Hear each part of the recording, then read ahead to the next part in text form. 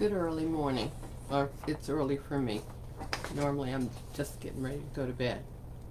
Um, I had too much to say.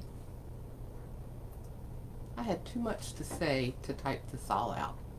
So I'm going to read you a statement that I wrote.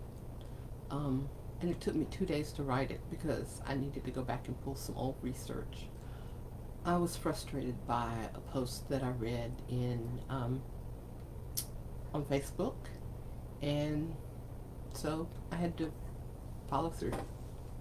So I read a post that stated that someone told me that Lee Taus from Indie Week called our black-led Housing Justice Coalition a small political faction. I was surprised, so I went to the Indie Week article to read what was actually stated and found that it was much worse than that. And I don't fault Ms. Taus for the endorsement that the news magazine made. However, to me, for a journalist to write copy and make an endorsement without knowing all of the facts and making some of it up boggles the mind. It's writing like this that causes the president to call journalistic stories fake news. Ms. Taus claims that voting yes on an affordable housing bond that doesn't address the real issues of housing affordability and homelessness better than doing nothing at all. And that's where the real problem lies. The city of Raleigh has done literally nothing at all for low-income residents in terms of funding housing needs for at least the last 15 years. Consider, if you will, the 2005 bond package for $20 million, which would be about $27 million today, followed by a 2011 package for $16 million, maybe $18 million today. And the penny for housing tax in 2016 for the fiscal year 2017 that gets about $5.7 million a year. How much of that was actually spent on housing for folks who are considered house burdened? They pay more than 33% of their income on housing, and it's often housing you or I would not want to live in.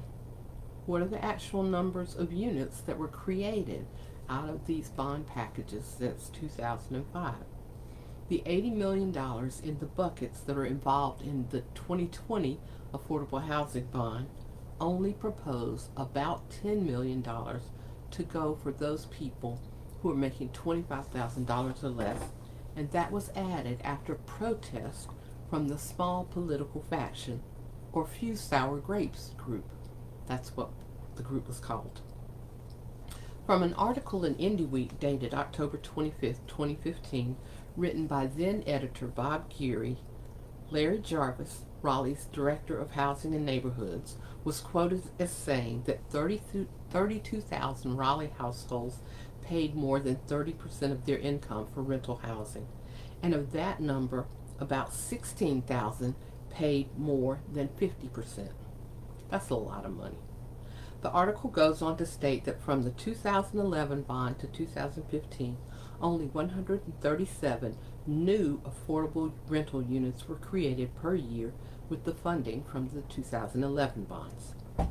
It isn't that anybody wants teachers or firefighters or police officers or city employees to have to live outside the city that they work in.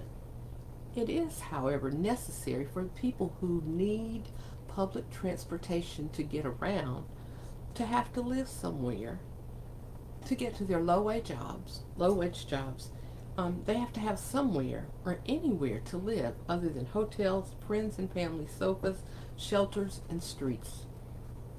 In my research from the Joint Center for Housing Studies at Harvard University, these were the statistics for Raleigh for 2017 and 2018, which are the latest statistics. For rental households, 39% were considered cost burdened. Remember, that's 1/3 or more of their income in 2017, and 44.1% in 2018. The number considered severely cost burdened, which is 50% of their income or more, in 2018 was 18.8%, with a median rental household income of $46,000 and monthly rental housing costs of $1,100. That number was 32,000 in 2015 rose to 78,660 in 2018. That's a huge jump. And it's only going to get worse as we watch downtown crowded out of space for those who need to be near transit to live or be forced out of their housing. Beyond that, there's several other concerns I have with what Ms. Taus wrote. She wrote, this, quote, unfortunately, a small political faction is hell-bent on stopping the bond. Their line is this: the bond is just enriching developers and doesn't build enough units for the very poor, so it's bad. And this one, grandstanding doesn't solve the problem either. That's part of the problem with not doing any research. The small political faction, and I'm part of that, repeatedly asked the council after somebody attended all of the subcommittee meetings to add more money to the package or to move the money around that was in the buckets for low-income housing. And it's not that we don't understand it's more expensive to build that housing. That doesn't mean it's not necessary. It doesn't mean it's not needed. This was done publicly, the asks were done publicly and on record. Perhaps Ms. Taus didn't listen or read the minutes of the council meeting enough to realize that all the people speaking were not part of the same group. Her identification of the small political faction who spin a few sour grapes is also incorrect. She didn't research that either. The original members of the Wake County Housing Justice Coalition began meeting last fall, right after the election, with concerns about housing and affordability, primarily because there isn't enough of that in Raleigh. And some of us have had concerns for much longer than the last election period, and I'm one of those too. The group was always Black-led and included a diverse mix of Black people, from those who needed housing or who have been concerned about gentrification in the city of Raleigh, some developers and some citizens, as well as journalists and activists. We came from all walks of life.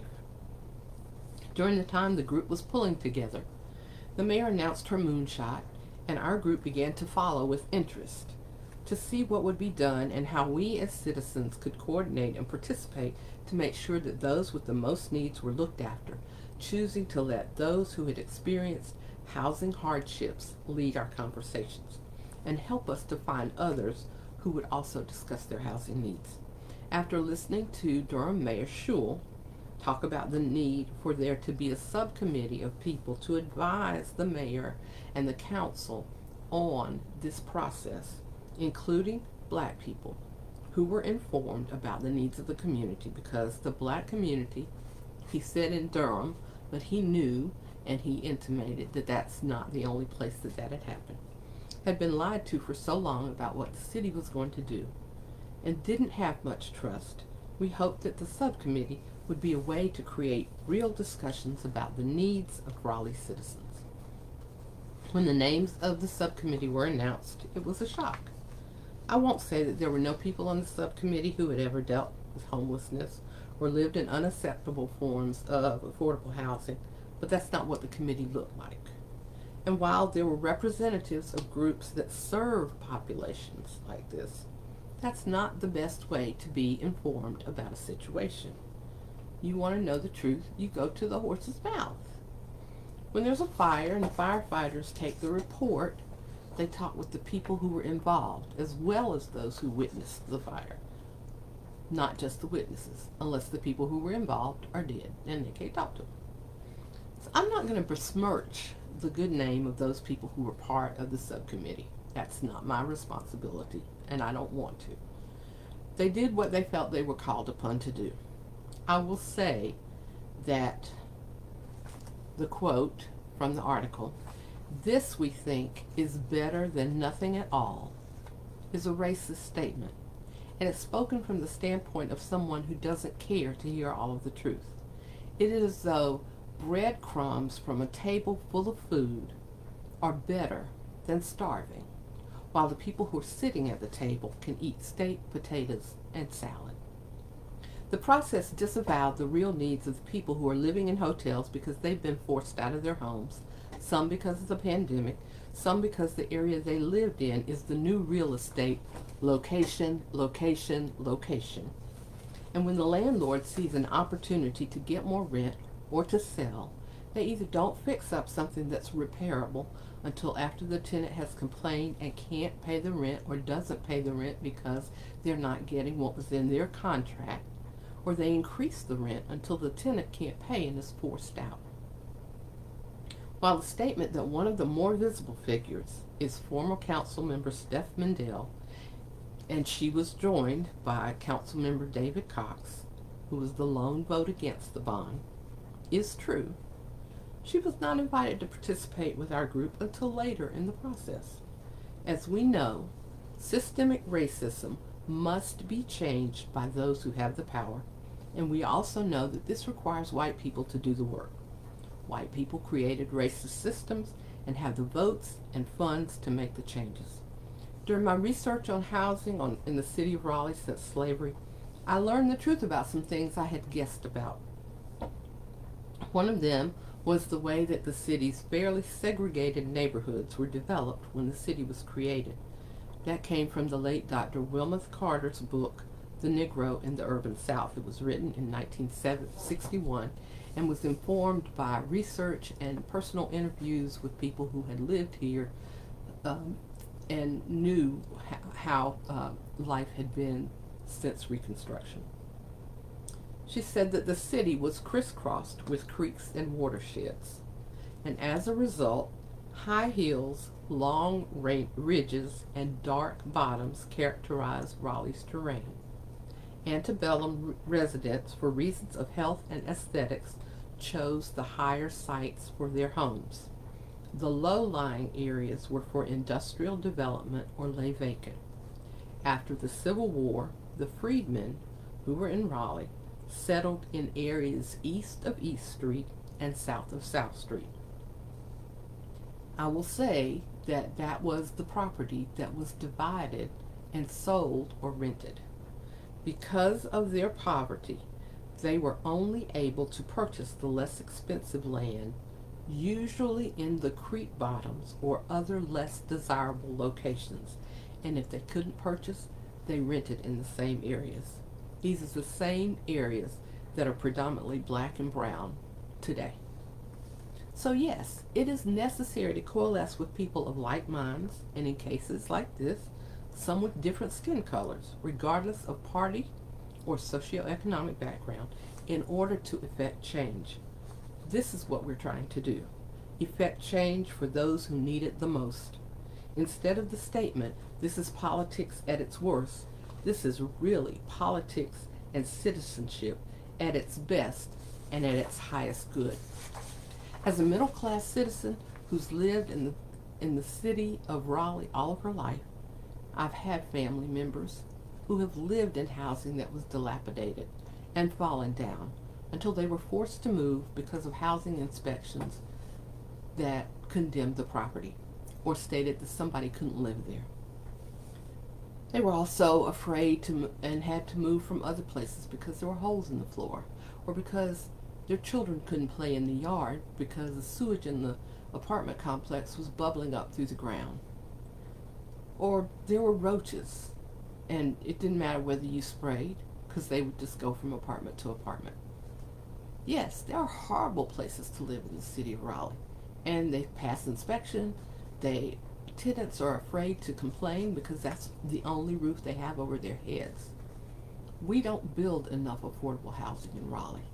We haven't for a long time. When I say to you this, I mean it from the bottom of my heart. Something is better than nothing is a lie. The city of Raleigh has been passing that lie around for way more than 20 years, and it's time for it to stop. And so, Ms. Taus and Indy Wheat, I still say vote no on the affordable housing bond. This is not solving problems. We need to figure out a way to solve this problem. And it takes a coalition of good-minded people and it will take some money. And yes, it's going to take some public-private partnerships, but they're going to have to be intentional partnerships. And we're going to have to intentionally bring in people who live in awful housing to tell what it's like and what it looks like, to tell what it feels like to try to have to raise your children there, to tell what it's like to be elderly and be in a place that you're afraid to say something because it's the only place you've got with a roof. We have to do better. And that's why I've already voted no on the bond, because this is not better. Thank you. I want to hear what you have to say. Have a good day.